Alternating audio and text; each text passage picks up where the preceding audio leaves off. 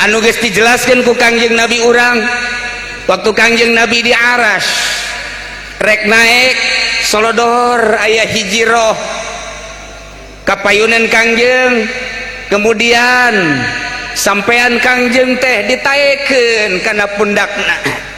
Cek Kangjeng Nabi mana anta? Saha anjeun? Cek Tuan Syekh kaula teh cucu Tuan. Saha ngaran? Abdul Qadir.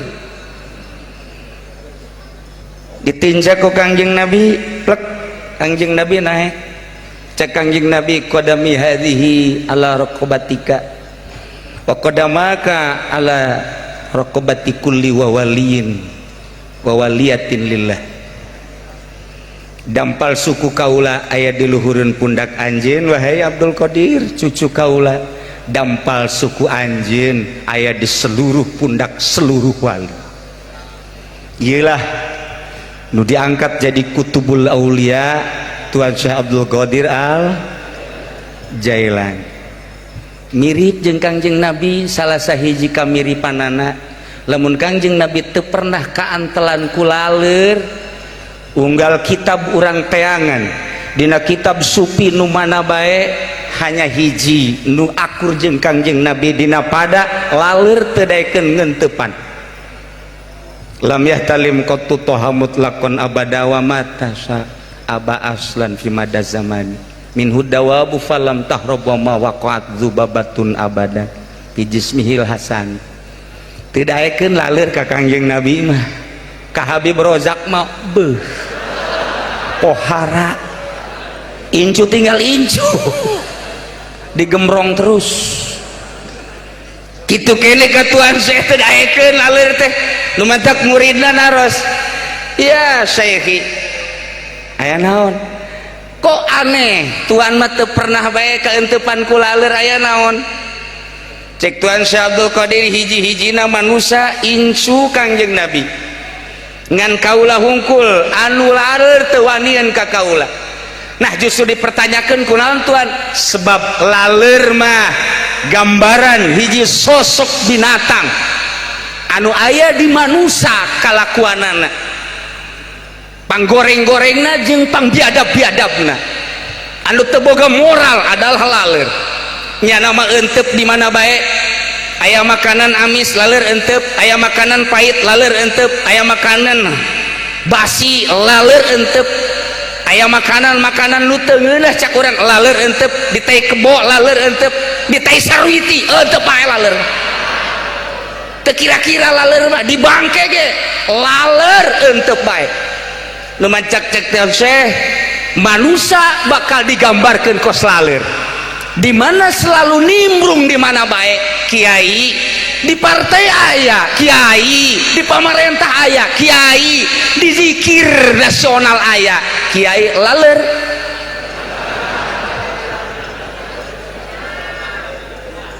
Hese neangan kiai nu lain laleur ku ari. Zaki ge bingungan, cak Zaki di kabupaten kiai laleur kabeh. Atuh meureun janyanana piteup.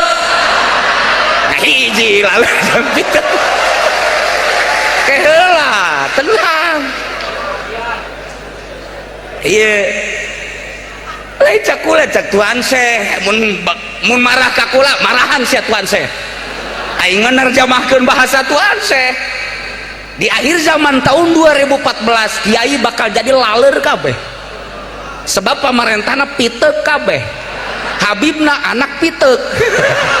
Wah, cenah kiai ora sok sombong ja kiai sok aya di imah camat aya di imah bupati aya bahkan di saluhureun imah bupati je kiai aya keur ieu kapanggih ku kula di Jakarta di imah pejabat yang marhaba eta cenah laleur tah lain aing mah keur nepakan laleur.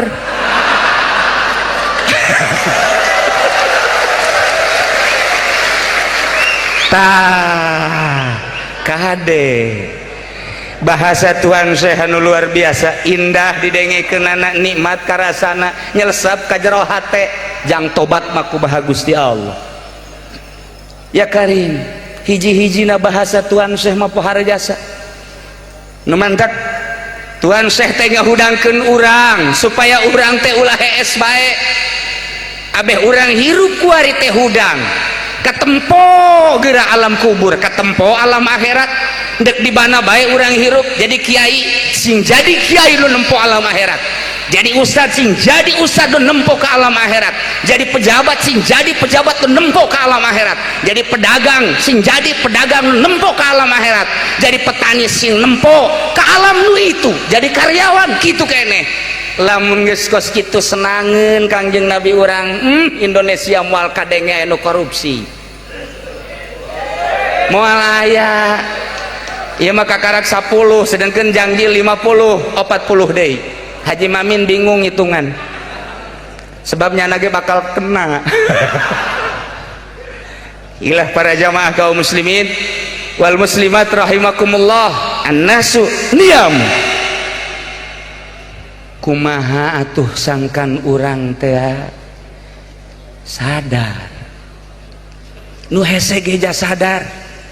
Kufar Mekah didatangan Kangjeng Nabi teh nu sadar saeutik, lolobana mah teh sadar. Abu Jahal ningali mukjizat Kangjeng Nabi teh sadar, Abu Lahab nyaksian mukjizat Kangjeng Nabi teh sadar, Abu Thalib kitu kene teh sadar. Justru sulitnya adalah sadar. Ku ayeuna sakitu sadar nu bermanfaat zikir memeh maut, sadar bermanfaat zikir memeh kiamat. Kiai atuh aya urusan zikir mah teu kudu dititahan, kamari di Senayan zikir nasional jaki pudoli ge diongkosan pan ka ditu kori-kori sarua bae. Loba tambah zikir nu kitu mah Kiai. Di imah kandidat zikir, aya nu endek calon lurah zikir, calon bupati zikir, istighosah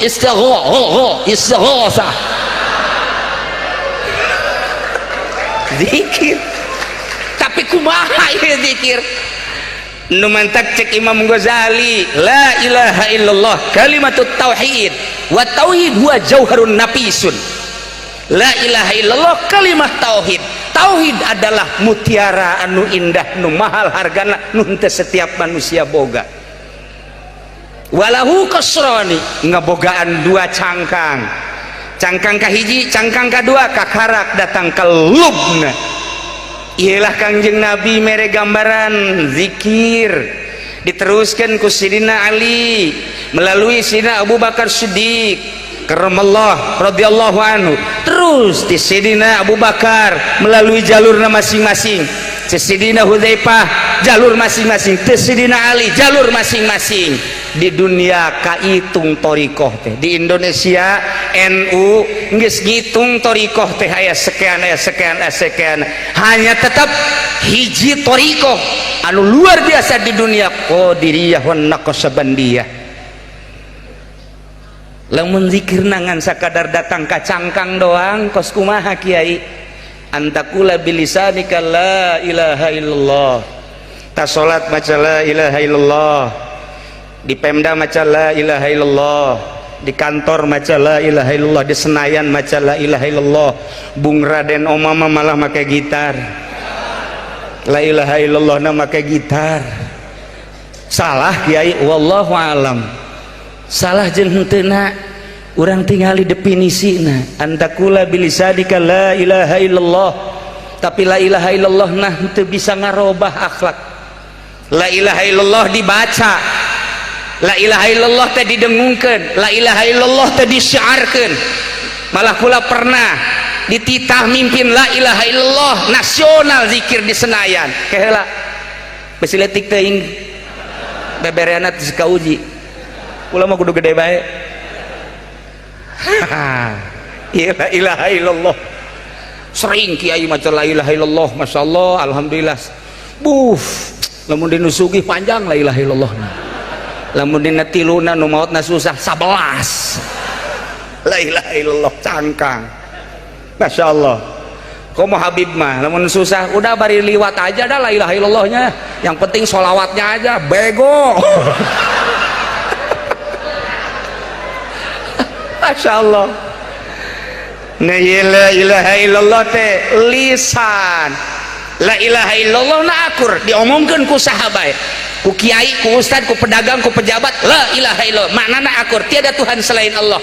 Ngan wadah la ilaha illallah na ieu kalbu lamun ieu qalbu la ilaha illallah na hayang dunia, la ilaha illallah na hayang berkat, la ilaha illallah na hayang pangkat, la ilaha illallah na hayang jabatan. Nah iyalah la ilaha illallah cangkang. Bahkan cek Imam Ghazali, walakinnahu qad yasduru minal munafiq alladzi yukhalifu sirruhu jahroh. La ilaha illallah ieu teh kadang timbul ti munafik. Apan si Junaid ge maca la ilaha illallah tapi pan mabok. Ngarah ngalana ge mukmin si mukmin orang pengkolan. Goblok zina. Maca la ilaha illallah. Ngarana baragus si mukmin si Junaid si soleh. Tapi mabok. La ilaha illallah udah dibaca. Salat ora. Memang kono di korang. Iya, anak setan dari keronjok ke merene wede ikut zikiran mendampingi jaki kaya ulah wau jeung bupati teh akrab debantek teh asa-asa batur sakola ngan nyana lulus bulan teu tapi di akhirat kula lulus jangan henteu tenang engke di dunia nyana nulungan kula, di akhirat kula nulungan nyana, kan ka surga kabehan. Mantap. Iya, bongkar gerage. Coba bongkar gerage. Ke, mana nu sebut cangkang? Nu disebut cangkang teh mafil khalqi. Watak kebiasaan nu aya di makhluk. Iya, eta adalah qasrun. Mafil khalqi qasrun. Kebiasaan nu aya di manusia di makhluk eta adalah cangkang piceun eta gerage bakal ngeunaheun matana coba kuari kunci celina coba kuari kunci sungut kunci da Sidina Abu Bakar mamata tadi kunci celina dikunci sungut dikunci kangjeng anu nyaritana moal aya sahabat kaula anu selalu ngunci sungutna cik coba di mana eta orang meuli kuncina jeung kos kumaha kuncina di apotik mana nu aya kunci cu kunci celi atau kunci mata kos kumaha bentukna oh lain berupa pisi kunci eta mah adalah mujahadah nu tadi nafsu nu ditendenkeun ka diri urang roh kahalangan ku nafsu iyalah kudu dimujahadahan cik atuh perang ngaranna mantek Kangjeng Nabi nyaritakeun perang jeung kafir mah bisa sakiceup saminggu selesai sabulan selesai mungkin setahun 2 tahun 3 tahun selesai kurang kumaha dahsyatna perang Badar tapi sakedeung Uhud sakedeung kamari ieu Iran sakedeung lah kamari ieu multinasional sakedeung lah perang aya geus tapi perang jeung nafsu mah datang ka maot cik piceunan atuh piceun kuari kebiasaan nu aya di makhluk kangeunahan dedeleuan kanikmatan dedengean kanikmatan aambeuan lazatna lisan leta kitu keneh zakar teu meunang mah jahe moal naik-naik nah piceun capek kiai oh nu teh capek perang waduh cenah ieu mah teu kuat jasa kuatkeun geuning kiai barisa geuning wali barisa mulai kudu kumaha atuh kiai kudu boga guru teu boga guru mah moal bisa macaan urang dina buku nu tadi wiridan diwirid sanajan sederhana ulah diwirid di imah edan sia ulah cak aing ulah kudu ijazah heula Habib Rojak ke setengah edan ulah sederhana eta mah hanya nyambungkeun ka Tuhan saya supaya orang diaku jadi murid dina thariqah teh aya seperti kitu adapun ieu omean mah ai wiridan nu aslina moal katotor moal anggeus datang ka asar wiridna tas ieu mah asal bae ku almarhum abah cirian cenah jang dibacana ieu ulah kabeh sakieu bae emang kunaon gitu. Wow, lamun dibaca kabeh pinsan kabeh hesenangan nyin kuburan aing pinsan kabeh yuk. Sebab aya wajdu bakalna. Wajdu teh penemuan hati, istilah ahli sufi wajdu. Ketika orang babacaan anu bersilsilah dengan sedirina asa ngalayang di mana wajdu ngaranna. Kok asa indah, kok asa ngeunah, kok aya zikir urang mah di imah teu ngeunah, dikuncian ku urang ngala wudu make baju nu bagus sing aing hayang zikir supaya geunaheun. Eueuh teu nikmat sebab teu nyambung ka ditu eueuh wajdu. Geus sajam teu ngeunah bae tungtungna mah ka kamar nu hiji deui. Alhamdulillah pabajikan ngongkong ieu nu mantep mah. Ieu waju kakarak ieu mah leuwih ti waju tah mah anakan ka dituna. Para jamaah kaum muslimin wal muslimat rahimakumullah, make tuntunan mursyid dibere cara cing la ilaha illallah narikna handapeun bujal. Urang mah handapeun bujal teh eta bae pan. Tarik dua jari taekeun ka dieu, buang ka dieu, luhureun susu katuhu dua jari, banting ka dieu. Handapeun susu kenca dua jari. Illallah. Gideugna aya maknaan, napasna aya maknaan. Tah dengan tuntunan guru mafil khalqi bakal leungit. Geuningeuna ketika mata urang di perangan, ceuli di perangan, irung di perangan, sungut di perangan dengan parabot alat zikir ka Gusti Allah, nikmat mukalah pintu akhirat. Kakarak muka doang encan datang kadeuleu urang siap nolak kana dunia. Ya dunia tolak tuki tolakatan wahidatan, wahai dunia ditolak wa aing sia tolak hiji. Cak dunia kok hiji tolakna besi aing ruju deui ka sia. Loba nu raruju deui ku hari pugu kiai. Oh hiji bae heulanan. Nikmat zikir teh masyaallah karim. Ketika dilanjutkeun ku guruna lantaran geus wayah lanjutna, nikmat kanikmatan teh datang deui, akhirat datang ku hari. Ya karim. Ditolak dunia dengan tolak dua, akhirat datang. Setelah akhirat datang dipeluklah akhirat. Tolak tilu ku aing sia cara Sidina Ali. Ya dunia tolak tuki salasan. Lantaran geus pelukan jeung akhirat. Ketika akhirat dipeluk, Allah cahayana bersinar ke jero hati. Nurul haq, nurul ilah, nur ilahi. Oh, cek orang-orang akhirat mah dadamelan Gusti Allah. Akhirat suwe ku aing dicabut. Ndek ditolak ku aing si akhirat, teu hayang aing ka si akhirat. Ndek ka mana atuh cak akhirat? Kanu nyieun sia aing mah. Kos kitulah zikir teh. Nu mantap kudu aya nu nungtun. Antak baheula di urang terkenal aya Buyut Mansur. Mursyid. Aya dua manusia nu datang ka Buyut Mansur. Assalamualaikum. Waalaikumsalam. Aya naon? Kula hayang ijazah zikir. Ijazah zikir. Hayo ka dieu. Masantren teh baheula, masantren teh naon? Iya, masantren. Duaan kabeh masantren. Oh masalah. Iya aya deui nu datang, sia masantren teh? Henteu. Ulah sia mah ka ditu. Nu teu masantren teu meunang cek Buyut Mansur. Nu masantren. Saurang-saurang asup ka kamar. Kita wajuhan kebenaran naik datang ka wiridna Allah Allah Allah. Geus datang ka zikir hifzun nafsi. Urang macan pernah ngitungan napas urang. 1 jam napas urang 1008. Lamun 24 per hari kali 1008 sabaraha? Cepet atuh sia, aja mawa HP pan sia mah. Hararese jasa. HP na para tiba bogohan melulu. Beb cepet beb. Berapa tuh jumlahnya? Lamun satahun napas sabaraha? Geus pernah diperhitungkeun lobaan dipake zikir apa lobaan dipake kana dunia? Encan pernah urang.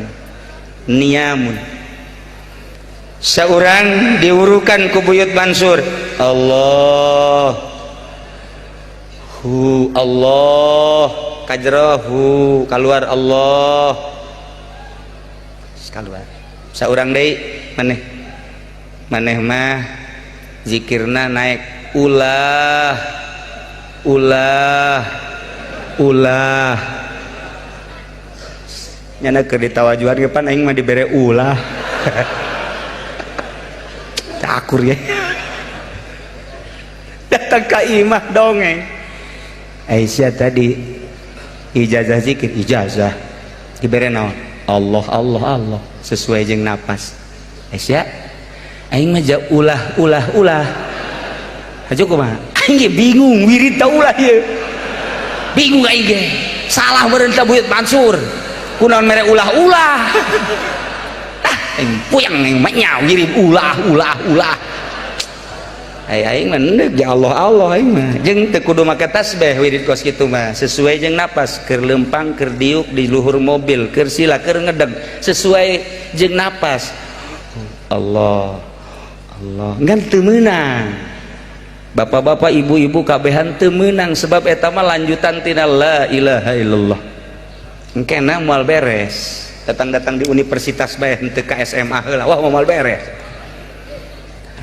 menang sabulan urang ka ditu deui yuk kunaon dek ngalaporkeun wirid mah nya ulah ayo atuh ka ditu deui Waalaikumsalam oh aja sia cek Buyut Mansur muhun abdi endek ijazah wirid teh oh ayo adi asup ka kamar sia mah naiknya Allah